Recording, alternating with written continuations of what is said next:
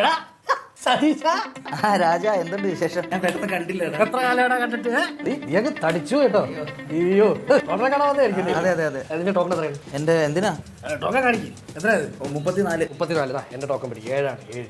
യാതൊക്കെ എനിക്ക് ധൃതിയൊന്നുമില്ല. നിങ്ങളൊക്കെ അല്ലേ തിരക്കിന്റെ ആൾക്കാർ. നീ ആകെ അങ്ങ് മാറിപ്പോയല്ലോ. മക്കളെ നീ കേക്കണം, സൈക്കോ രാജൻ.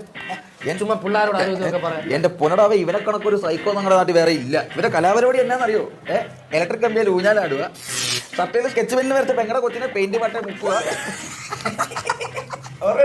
ആ വക പരിപാടിയായിരുന്നു. സ്കൂളിൽ ഇടന്ന കാര്യം പറയട്ടെ. പിള്ളേര് കേക്കട്ടാ. ഗുരുത്വാകർഷണം പഠിപ്പിച്ച സാറിന് സ്കൂളിന്റെ മണ്ടയിൽ തള്ളി താഴെട്ടു. എന്തിനാ? പഠിപ്പിച്ച സത്യമാണെന്ന് അറിയാൻ. ചുമ്മാ ഇവിടെ കിടന്ന് മോളെ ഇത് ഹോസ്പിറ്റലാണ്. ചുമ്മാ പിന്നെ മാറ്റം. ഭാര്യ പ്രസവിച്ചപ്പോ ലെവർ റൂമിൽ പടക്കം പിടിച്ചവനാ.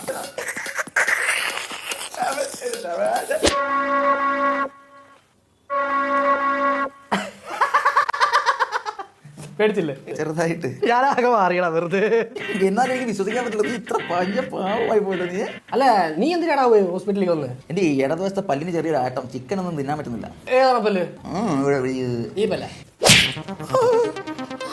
പല്ല് നീ പല്ല് കിടക്കുന്നുണ്ട്. നീ ഏതെങ്കിലും പല്ല് പറിക്കാണ്ടോ? ഇതിപ്പോ ലാഭമായല്ലോ. ഇനി നിനക്ക് ടോക്കൺ എന്തിനാ? ഞാൻ പിടിച്ചോ. എന്നാ എന്റെ ടോക്കൺ.